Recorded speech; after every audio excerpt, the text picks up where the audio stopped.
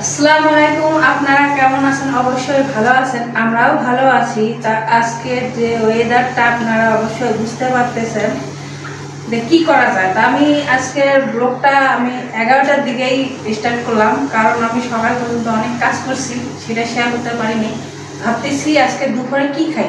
তা আজকে দুপুরে আমরা খিচুড়ি রান্না করবো। গরমে বললো, আমার মাও বললো, আমি সব রেডি করে নিছি। এখানে আমি মসুর ডাল নিছি আর বুটের ডাল দিয়ে আমি খিচুড়ি রান্না করবো, আর আলুর ভর্তা করবো, শুটকির ভর্তা করবো, ডিম ভাজা করবো।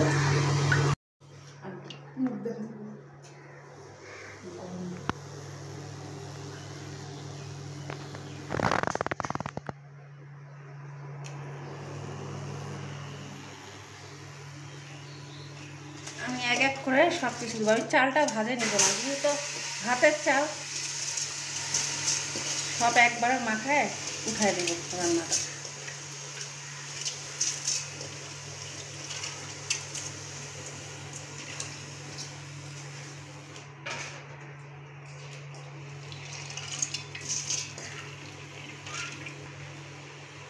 পেঁয়াজ, কাঁচামরিচ আর আস্ত রসুন, রসুনগুলো আমি হালকা করে শিলপাটা, এখানে ধনিয়া বাটা আর জিরা বাটা দিলাম।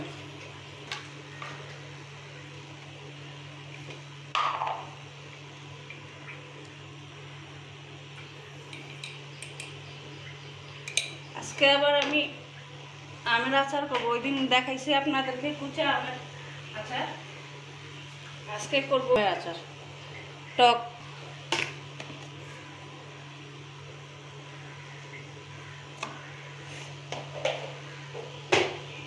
এখন আমি গরম পানি দিয়ে দিব, ঢেকে দিব। 20 মিনিট পর আমার খিচুড়ি রান্না হয়ে যাবে। তো এই তো আমি আলুর ভর্তা উঠাই দিলাম, আলু সেদ্ধ। আর এদিকে আমার খিচুড়িটাও ব্লক দেওয়া শুরু হয়ে গেছে। একবার আমি হাতা দিয়ে নাড়া দিছি। আর এখানে আমি আমের আচার করব। সরিষা ধুয়ে আমি একদিন শুকাই নিয়েছি। আচারে সরিষা দিতে হবে, আমের আচার। আর আকাশের অবস্থা তো অনেক খারাপ, ঝিরিঝিরি বৃষ্টি হচ্ছে। আর আমাদের গাছের আম সব এভাবে পড়ে পড়ে নষ্ট হয়ে যায়, এইটা পচে যাচ্ছে আম। অনেক উঁচা তো গাছ, অনেক উঁচা থেকে আম পড়লে নষ্ট হয়ে যায়।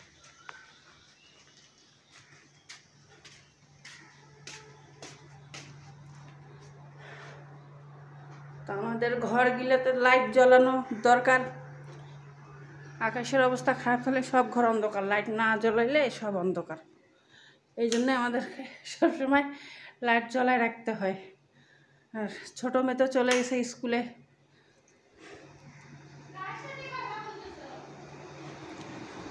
আর এদিকে বাইরের আবহাওয়া দেখাই, সামনের দিকে এই দেখেন সেই বাতাস। হয়ে যা, আসো বাসায় আসো। হ্যাঁ আসো, বৃষ্টি, আসো আসো আসো আসো। হ্যাঁ আসো, খাবা? তুমি খাবা? তোমাকে খাবার দেয় নাই?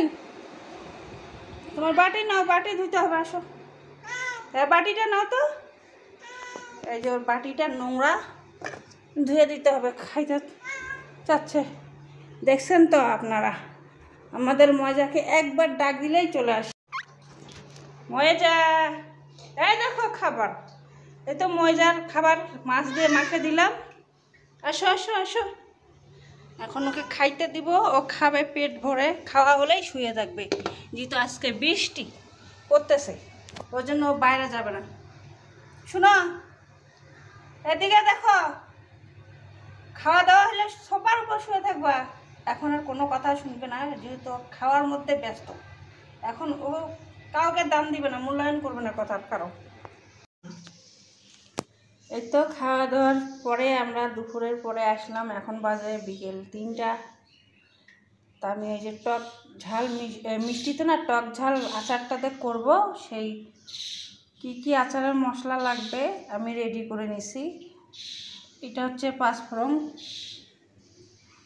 আর এগুলো হচ্ছে সরিষা, শুকনো মরিচ লাগবে, আর কাঁচা রসুন লাগবে, আর সরিষার তেল লাগবে। এগুলো এখন আমি ভাজে নিব, হালকা করে ভাজে নেওয়ার পর কুটে নিব। হামুদাস্তায় কুটে নিতে হবে। এটা আমাদের আচারের সব কিছু রেডি হয়ে গেল। তাই এখানে ছিল পাঁচফোড়ন, আর ওখানে আছে সরিষা, এই সাইডে মরিচের গুঁড়া আর লবণ দেওয়া হলো। এগুলো সব কাঠখোলা করে ভাজি করা হয়েছে। এখন দিতে হবে সরিষার তেল, দিয়ে মশলাটাকে মাখিয়ে নিতে হবে। এই কাজটা করতেছে আমার মা। এগুলো সব রেডি করে দেওয়া হয়েছে আমার মাকে। এটা তো আছে নর্মাল।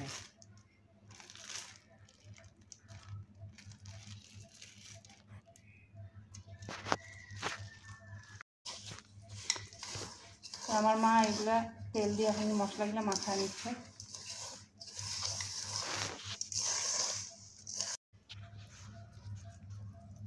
আমার মা এক পিস করে নিচ্ছে, নিয়ে এইভাবে মশলাটা লাগাইতে হবে, মশলাগুলা ভিতরে যায় ধীরে ধীরে। এইভাবে সবগুলাই মশলা লাগাইতে হবে এক এক করে।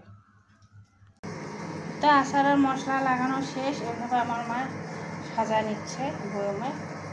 এভাবে আবার গোছায় না দিলে তেল ঢুকবে না আচারের, ধীরে ধীরে মশলাটা নিচে আসবে না।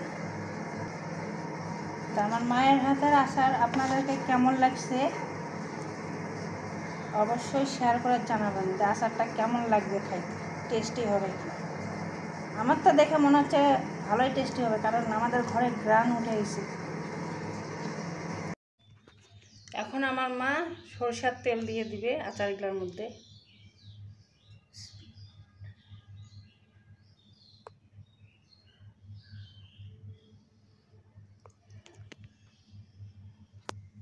এখন অল্প টুক করেই তেল দিব আমরা। কিছুদিন রোদে লাগাবো, 2 দিন রোদে দেওয়ার পরে তারপরে ধীরে ধীরে তেল, দুবার তেলে রাখতে হয় এগুলো আচার।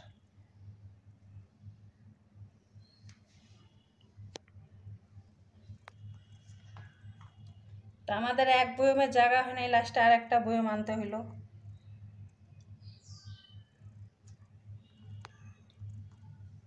আমার মায়ের হাতের আচার অবশ্যই আপনারা শেয়ার করুন। তা আজকের ভিডিও আমাদের এই পর্যন্ত। আল্লাহ হাফেজ।